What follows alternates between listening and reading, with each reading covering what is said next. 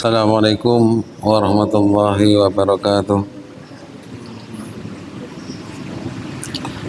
Innal hamdalillah nahmaduhu wa nasta'inuhu wa nastaghfiruh wa na'udzu billahi min shururi anfusina wa min sayyiati a'malina. May yahdihillahu fala mudilla lahu wa may yudlil fala hadiya lahu. Asyhadu an la ilaha illallah wahdahu la syarika lah wa asyhadu anna Muhammadan abduhu wa rasuluh. Allahumma shalli ala Muhammad hadan nabiyil karim nabiyyina Muhammadin wa ala alihi wa ashabihi ajma'in. Subhanaka la ilma lana illa ma 'allamtana innaka antal alimul hakim. Wa la haula wa la quwwata illa billahil aliyyil azim. Amma ba'd. Jemaah rahimakumullah. Alhamdulillah, kita bersyukur kepada Allah Subhanahu wa taala. Salawat serta salam senantiasa tercurah kepada baginda Rasulullah sallallahu alaihi wasallam beserta keluarga dan sahabatnya. Mudah-mudahan kita semua ila yaumil qiyamah. Jemaah rahimakumullah, lanjutan kajian pada malam hari ini. Pertemuan yang kemarin kita bahas masalah korban, dan hampir semua kitab korban itu disandingi dengan akikah. Jadi kalau ada bab korban, itu korban dan akikah. Nah, oleh karena itu, setelah kemarin kita kaji bersama masalah korban, kemudian kita sudah melaksanakan ibadah penyembelihan korban. Yang penting adalah mari kita evaluasi, ya, apa kekurangan kita tahun ini, sehingga nanti tahun-tahun yang akan datang akan kita bisa perbaiki bersama. Pengalaman di lapangan, masih ada saudara-saudara kita yang belum tersentuh dalam hal pembagian daging kurban. Sementara di sisi lain saudara-saudara kita berlebihan mendapatkan daging kurban. Ya, Muhammadiyah sudah bertindak itu. Sebagian daging diberikan kepada orang yang berhak menerimanya di tempat yang lain. Bahkan di Muhammadiyah Pusat itu sudah berupa kaleng. Ya, jadi di kaleng Pak, dipres kaleng dan dibagikan kepada yang berhak menerimanya. Temuan di lapangan memang seperti itu, Pak. Nah, kemarin ketika saya dimintai menyembelih, itu Sohibul Korban mengatakan begini, Pak, saya ini sekarang sudah 2 tahun ini menyembelih korban di rumah. Sidin itu berkisah seorang. Oh, kenapa Pak? Oh, tidak di masjid atau di musola. Karena lingkungan kami ini tidak pernah mendapatkan daging kurban, katanya. Padahal tidak jauh dari musola, tidak jauh dari masjid. Nah, ini yang harus kita evaluasi sehingga nanti betul-betul penyaluran daging kurban itu sampai kepada yang berhak menerima. Ya, jadi menurut saya tidak masalah misalnya di Takwa ini terlalu banyak misalnya. Lebih dari cukup disalurkan di daerah mana. Adakah diranting sebagaimana yang telah dilaksanakan di Muhammadiyah Kabupaten Barito Utara, ya. Jamaah rahimakumullah. Ya, kemudian pada malam hari ini mari kita kaji bersama apa yang harus kita lakukan ketika kita diberi amanah oleh Allah Subhanahu wa taala berupa buah hati. Karena tidak sedikit saudara-saudara kita yang belum memahami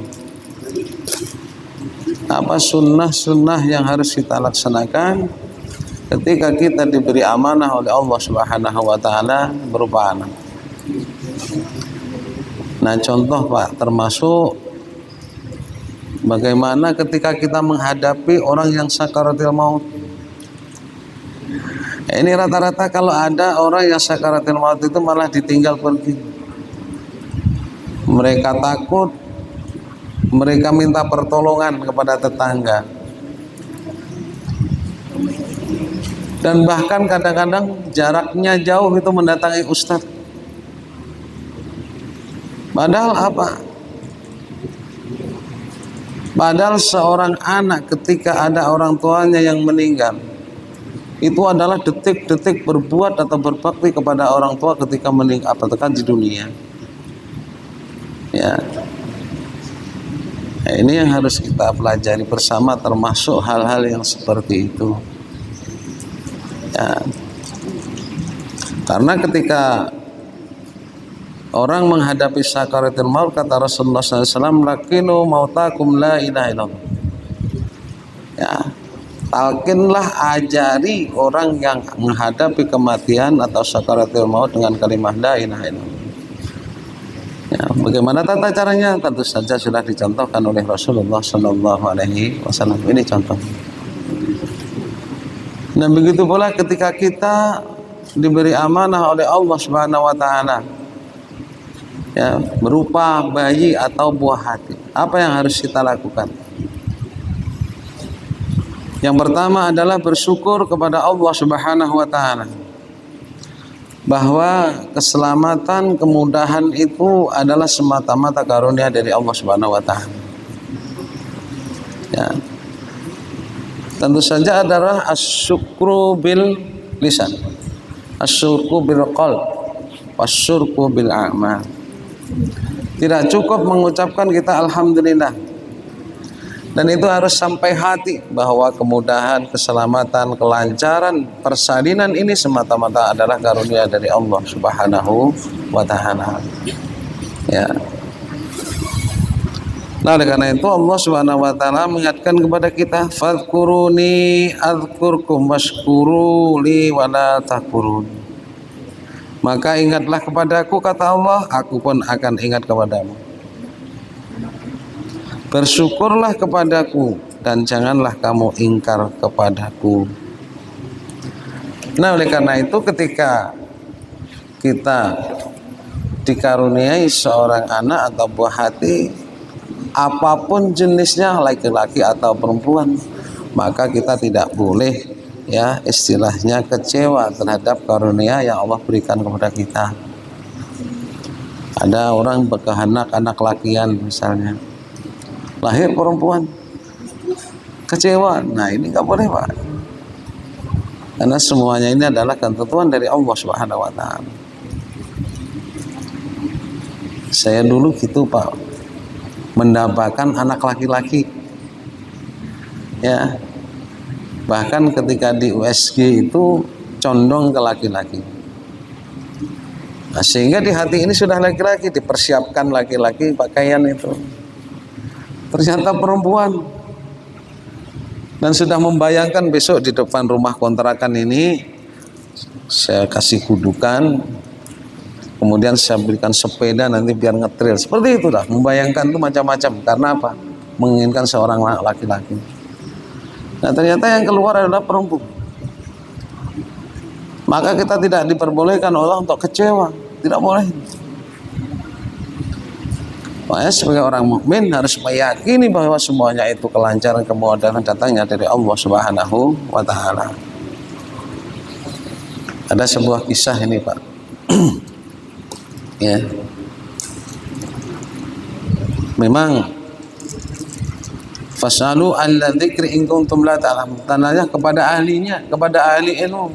Jikalau kita tidak mengetahui urusan kesehatan, urusan medis, serahkan kepada ahlinya, dokter, perawat. Memang. Ya. Tapi ingat, dokter juga manusia. Tenaga medis juga manusia. Di samping ada kebenarannya, tentu ada kekhilafan atau kesalahannya. Ini kadang-kadang yang tidak kita sadari. Masa dokter ini salah? Dokter manusia. Dokter bekerja berdasarkan SOP kesehatan. Ini contoh ini. Ya, dulu ya Ustadz Aldi itu akan melahirkan. Ustadz Pondok Pesantren Al-Huda yang pertama. Masuk rumah sakit. Ya. Ini harus operasi. Harus operasi. Jam berapa? Jam 2 siang. Nah ternyata sebelumnya itu ada pasien yang harus dioperasi. Kamar emergency. Ya, sehingga apa? Tertunda dioperasi. Ternyata jam 2 lebih 15 menit melahirkan dengan normal. Apakah ada yang salah dengan medis? Tidak. Dokter bekerja berdasarkan ilmu. Oh, kalau begini harus dioperasi. Tapi ingat, semuanya ketentuan itu adalah di tangan Allah Subhanahu wa taala. Ya, oleh karena itu sebagai orang mukmin harus selalu menyandarkan diri segala sesuatu ya kepada Allah Subhanahu wa taala.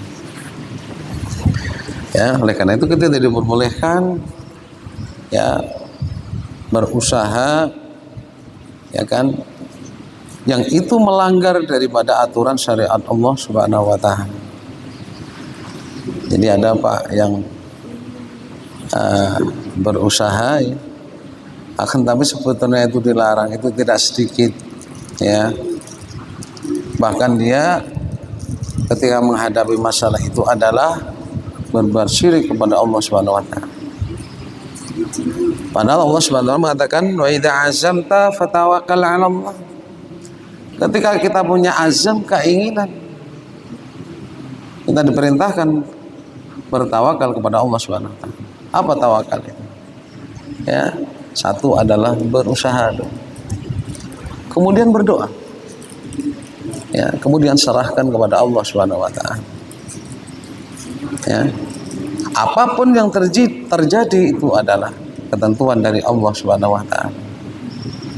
Sebagai orang yang beriman harus meyakini rukun iman yang keenam adalah wabil qadri khairihi wa syarrihi min Allah taala.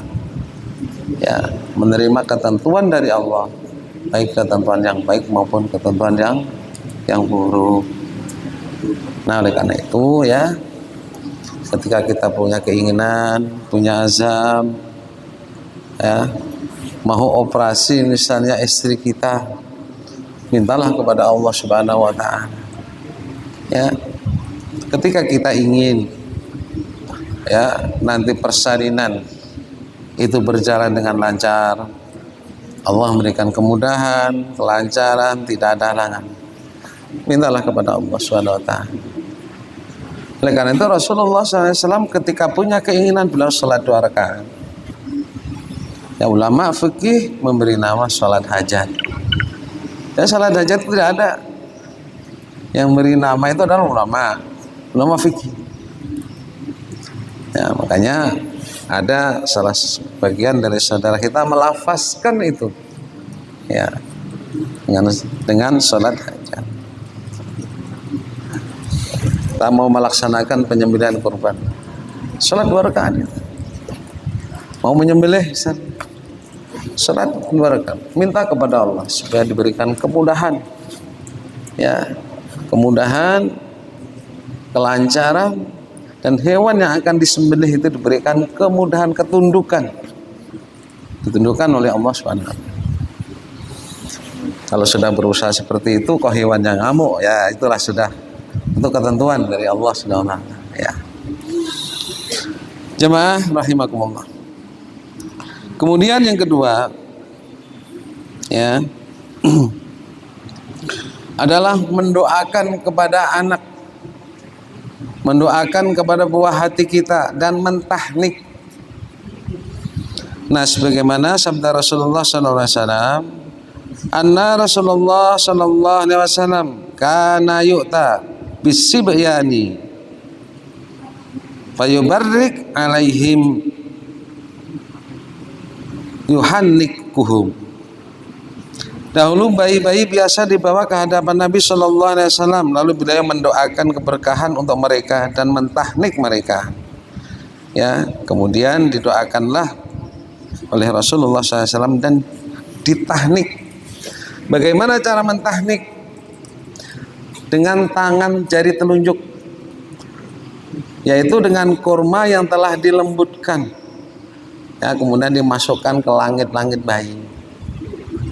Ya, tentu saja tangan kita harus bersih. Siapa yang mentahnik? Satu adalah orang tuanya. Kalau dulu itu dikunyah, Pak, dikunyah. Nah, kalau orang tua tidak masalah dikunyah, atau orang yang soleh. Ya, karena apa? Harapan kita ketika orang yang soleh, doanya yang dikabulkan oleh Allah Subhanahu wa taala. Ya.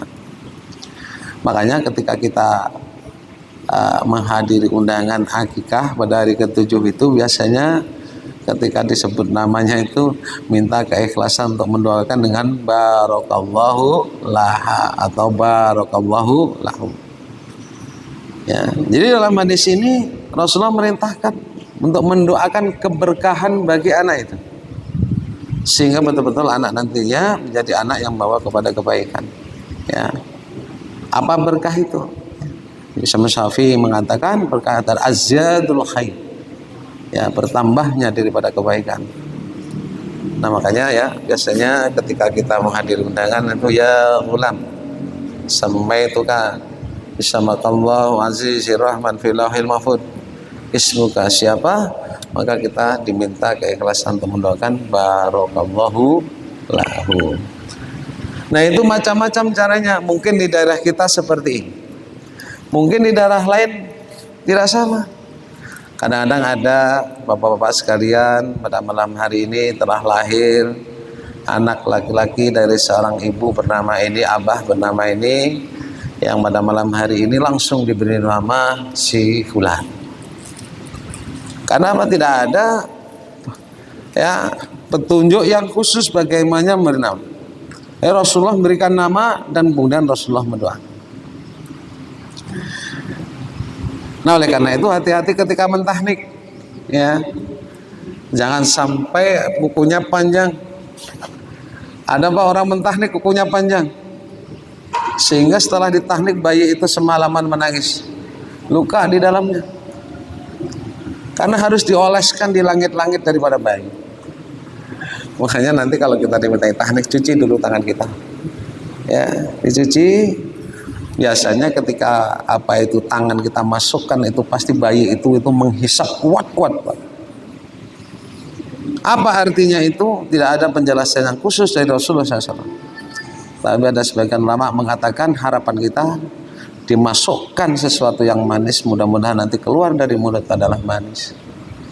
Ya, nah karena itu ya ketika kita punya cucu nanti pas datang, doakan dia, tahnik dan doakan. Sama saja ketika ada jenazah meninggal, ketika kita datang kita diperintahkan untuk mendoakan.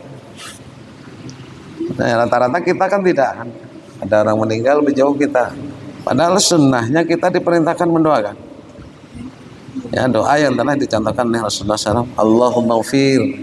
Nah, ketika Rasulullah mendoakan Abi Salamah ketika dia meninggal setelah perang Ya, dikabarkan oleh Rasulullah datang didoakan, Allahumma ighfir li Abi Salamah warfa' darajatahu minal mahdiin wa khuluqhu fi aqifil ghafirin waghfir li wa lahu ya rabbal alamin wasfah lahu fi qabrihi wa namil.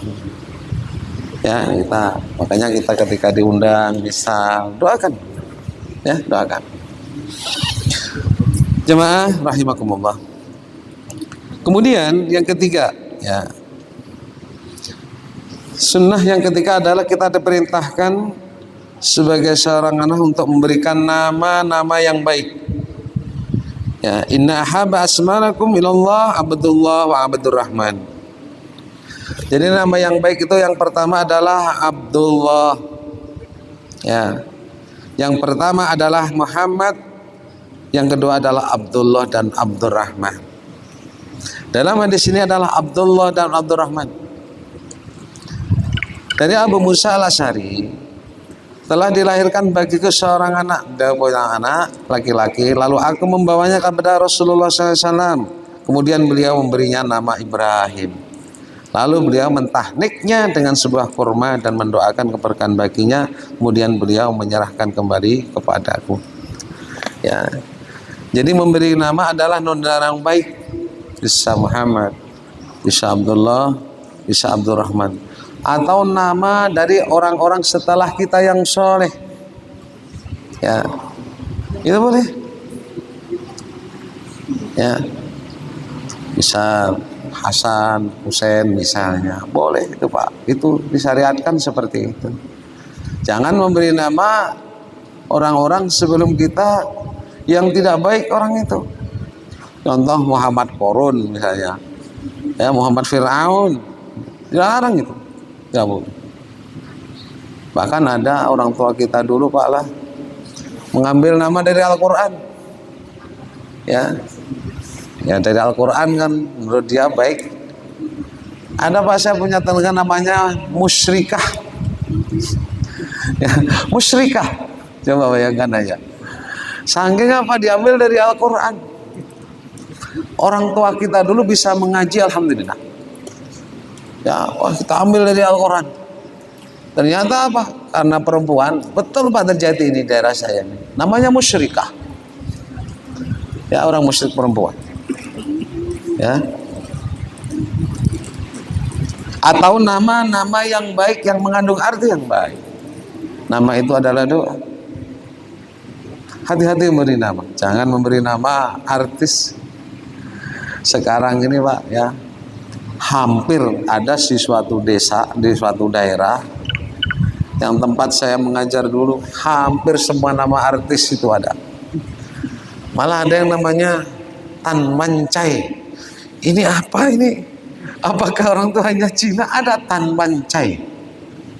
Ini artis apa ya? Apa silat? Cina? Kita nggak tahu. Ada pokoknya lengkap. Ya, bahkan ada yang namanya sekarang jadi ustadz, namanya Ustadz Roma Irama, Kori, termasuk Kori Barat Utara itu Ustadz Roma Irama, ada itu dari Bintang Tinggi, ya. Tapi alhamdulillah itu orang baik kan Roma Irama, ya kan. Daripada kan artis yang jelek, artis yang baik itu masih alhamdulillah.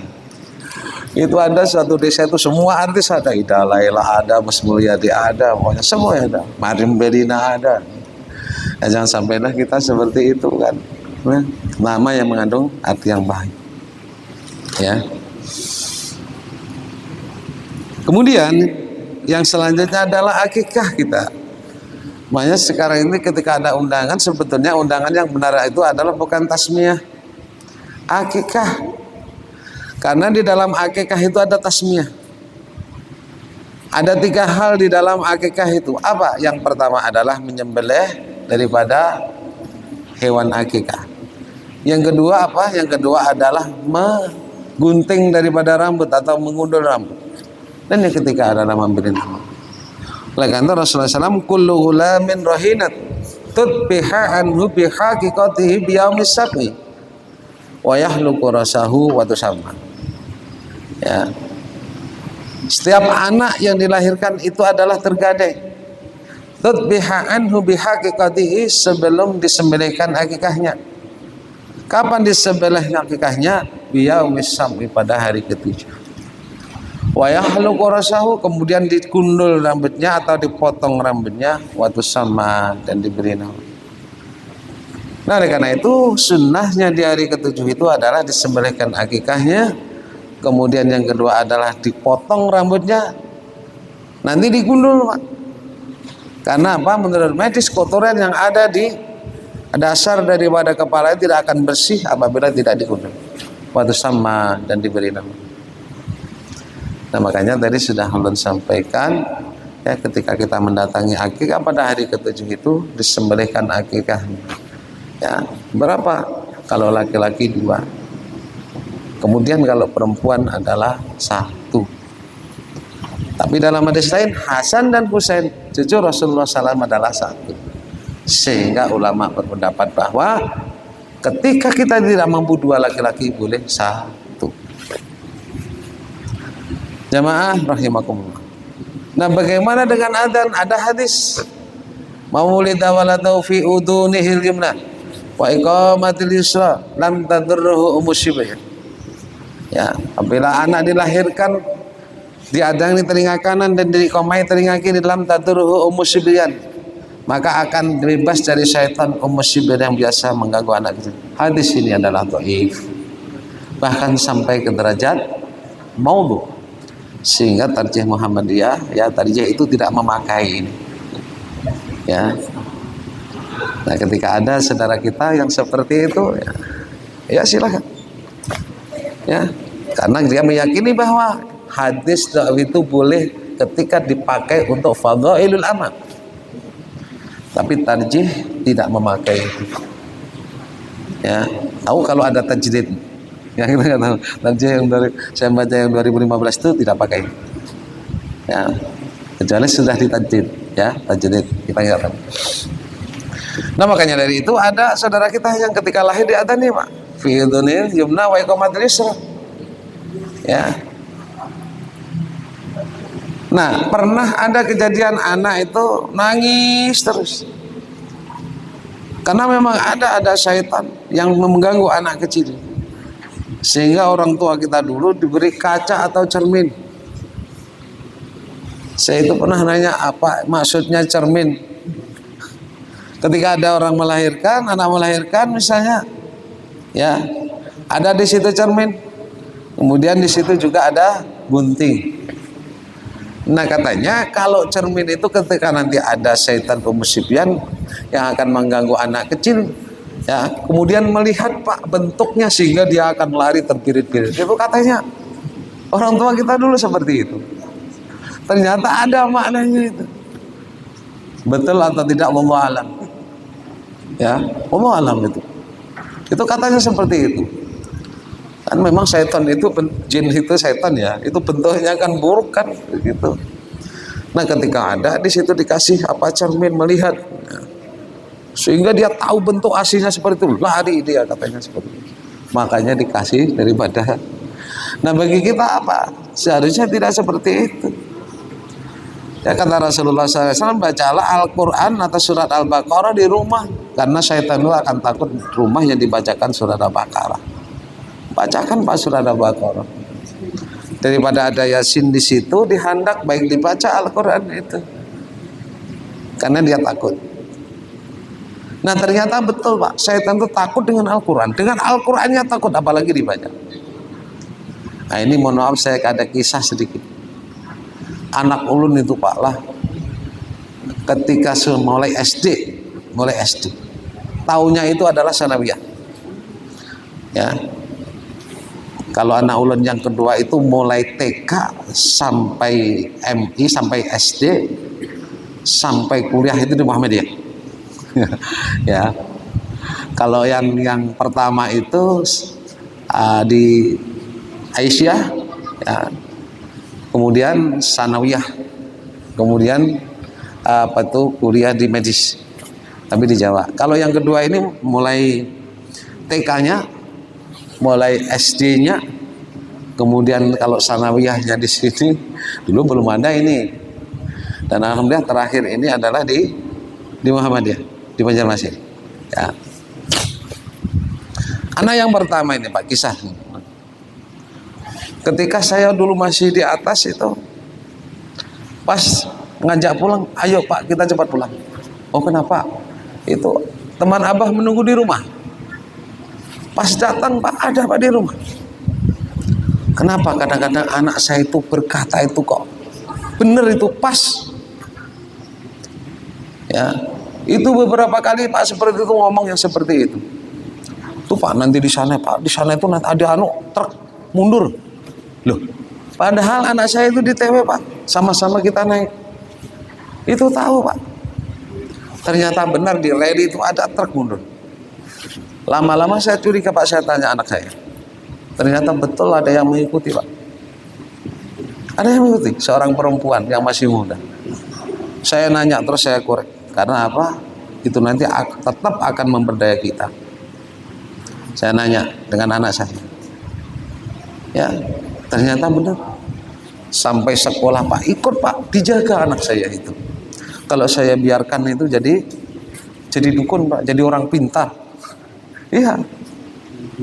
Orang mengatakan itu adalah indera keenam, punya indera keenam. Padahal anak saya itu adalah terganggu, itu diganggu oleh jin atau syaitan. Dalam Islam anak saya itu dikuasai Pak.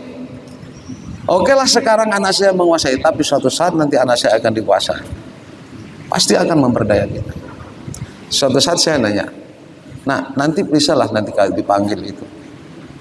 Bisa lah dalam hati itu dipanggil aja, ingin datang dia. Oh mungkin para dukun paranormal itu apakah seperti itu Pak? Kita nggak tahu. Nah pas itu di rumah coba panggil, datang Pak. Tapi dia menjawab nggak mau, dia dekat. Menunjuk di situ ada Al-Quran di meja. Nah ini bukti bahwa jin syaitan itu takut kepada Al-Quran.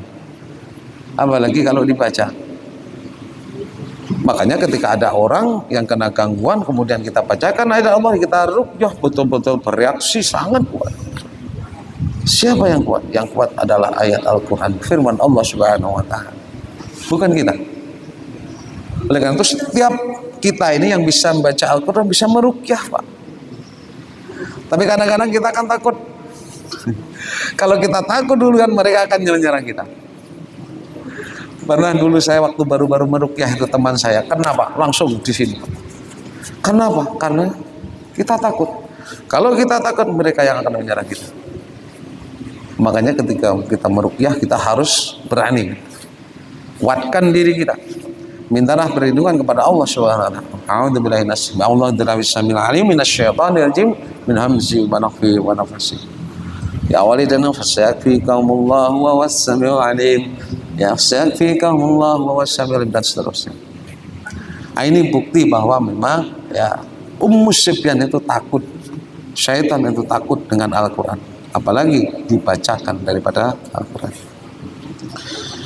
Nah jemaah rahimakumullah, oleh karena itu ya ketika nanti kita mau punya anak atau cucu ya, sampaikan kepada anak menantu kita, persiapkan hari ke-7 untuk akikah.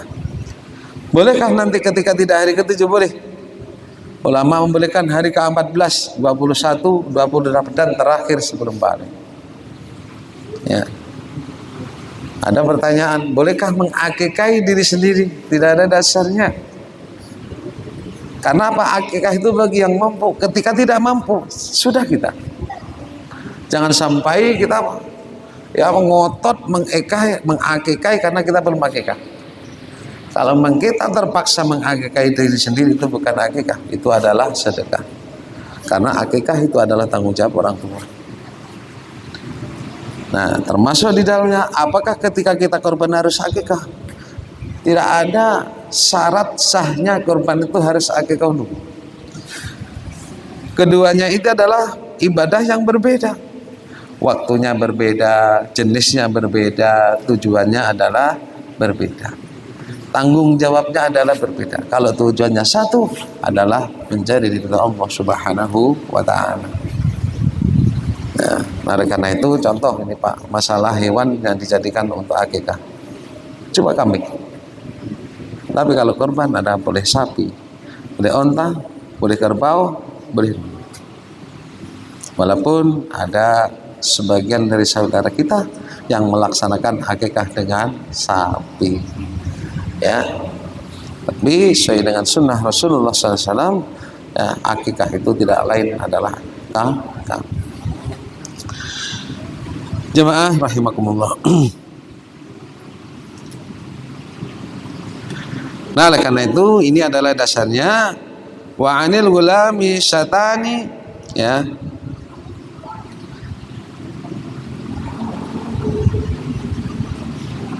Mukatifatani wa anil jariyati syatun. Akikah itu adalah 2 ekor kambing bagi laki-laki dan dan 1 bagi perempuan. Anna Rasulullah sallallahu alaihi wasallam anil Hasani wal Husain kabsan. Bahwasanya Rasulullah SAW mengakikah Al Hasan seekor kambing dan Al Husain seekor kambing. Ini dasar daripada yang berpendapat bahwa ketika kita tidak mampu maka boleh kita berakikah laki-laki itu adalah 1. Karena apa? Hasan dan Husain itu adalah satu. Apakah laki-laki atau perempuan? Tidak ada penjelasan yang khusus. Atau harus laki-laki? Tidak. Perempuan boleh, tidak masalah. Yang penting 1 cukup umur, kemudian tidak cacat. Ya, kalau mampu kita yang gede. Kalau mampu kita yang sedang, yang berdasarkan kemampuan kita. Jangan sampai kita malah memberatkan diri. Ya, karena ada orang yang ingin bersedekah, mengadakan acara, tapi malah mempersulit diri. Nyari apa? Nyari kambing yang apa itu namanya tanduknya itu pas seperti ini, Pak. Nah, ini ada. Nah, katanya kalau ada yang seperti ini, itu berapapun dibeli. Ya. Karena mereka itu tidak mau menawar, Pak. Ada yang seperti itu. Ini kan memberatkan bagi kita. Kalau mau bersedekah, berakikah kita, tidak ada ketentuannya harus yang seperti ini. Apalagi untuk istilahnya selamatan. Ya, untuk bersedekah tidak harus seperti ini. Tidak harus. Dan bahkan ada aturannya, kalau memang ada itu tidak boleh ditawar. Itu kan memberatkan bagi kita. Nah, itu pernah saya itu ada orang mencari, Pak. Nah, itu tanduk itu diginikan. Pak, ini kurang, Pak. Harus begini. Entah pokoknya begini kah kayak apa, kayak itu nah. Ya, yang penting tanduknya itu kayak ini. Itu katanya saya diberitahu, wah itu Pak Nur katanya. Kalau seperti itu sampean bilang berapa aja, dia nggak nawar katanya. Kan kasihan yang seperti itu, malah lebih memberatkan. Ya, makanya Islam itu sebetulnya tidak memberatkan, tapi kadang-kadang umatnya sendiri yang memberatkan dirinya sendiri. Nah, seperti kayak akikah ini. Ya, kalau mampu kita berakikah. Oleh karena itu sepakat ulama ya bahwa akikah adalah sunnah muakkadah. Ya, bagi yang mampu. Ya, bahkan sebagian ulama mengatakan wajib bagi yang mampu. Yang mampu pada hari itu. Kalau tidak mampu jangan sampai kita paksakan. Ya. Silahkan mengadakan acara apa itu namanya tradisi, tapi jangan sampai meyakini bahwa tradisi ini adalah dari agama. Kalau mengadakan tradisi ya tradisi, ya jangan sampai terbalik, tradisi malah dijadikan agama, agama dijadikan tradisi, atau tradisi yang didahulukan akan tapi syariat Allah tidak dilaksanakan. Nah, ini adalah hal yang salah. Nah, ini contoh balas bidan, ya. Tradisi kan itu ya lah, Pak. Balas bidan kan tradisi. Balas bidan. Tapi tidak berakikah. Padahal balas bidan ini biayanya tidak sedikit. Sekalian niatkan akikah yang pertama. Karena segala sesuatu itu tergantung dengan niatnya, Pak. Apa sih niat itu? Niat itu adalah bimana al-qasdu al-mumtarinun bifi'lihi. Ya, keinginan yang kuat disertai dengan perbuatan. Niatkan ketika itu jangan balas bidan. Niatkan adalah berakikah. Ya. Jadi niat yang kuat disertai dengan perbuatan itu adalah niat. Makanya niat itu ada 2, niat karena Allah Subhanahu wa taala dan niat karena selain Allah Subhanahu wa taala. Nah, insya Allah nanti akan kita bahas minggu yang akan datang tentang adab-adab niat. Ya. Karena salah sedikit niat itu bisa tidak berarti apa-apa di sisi Allah Subhanahu wa taala. Bahkan urusan dunia bisa menjadi akhirat karena lurusnya niat. Sebaliknya amal akhirat bisa menjadi dunia karena rusaknya atau salahnya niat. Ya. Jemaah rahimakumullah, mungkin itu yang bisa saya sampaikan ya. Oleh karena itu ya mari sunnah-sunnah Rasulullah SAW ini kita laksanakan. Ya, kata man ahya sunnati faqad ahabani. Barang siapa yang menghidupkan sunnahku, kata Rasulullah, sungguh dia mencintai. Ya. Wa man kana ahya sunnati, ya man ahya sunnati faqad ahabani. Faman ahabani kana ma'iyana fil jannah. Ya, dan barang siapa mencintaiku, menghidupi sunnahku, mencintaiku, aku akan bersama di surga. Apa sunnah itu? Maja'an Rasulullah SAW min qaulin ya au fi'lin wa tahririn. Apa-apa yang datang dari Rasulullah SAW, baik itu perkataan, perbuatan, dan tahrir atau ketetapan dari Rasulullah SAW. Mungkin ini saja yang saya sampaikan ya. Mungkin ada yang kita diskusikan. Kalau ada silahkan. Masih ada waktu 2 menit sebelum Isya.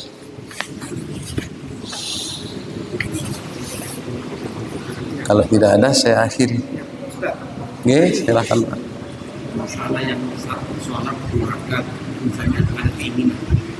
Kalau saya mengatakan itu, saudara-saudara kita yang lain itu kan dia jadikan sebagai sholat hajat ya, bagaimana? Iya. Jadi awalnya salat itu kita laksanakan untuk artinya ada keinginan kita kan, kita salat betul. Tapi oleh saudara-saudara kita lain dijadikan sebagai salat hajat yang dilaksanakan rame-rame begitu ya, berjamaah begitu ya. Iya. Tak sebaiknya Pak, sholat sunnah itu adalah dilaksanakan sendiri-sendiri. Ya, sholat tarawih itu boleh berjamaah, boleh sendiri.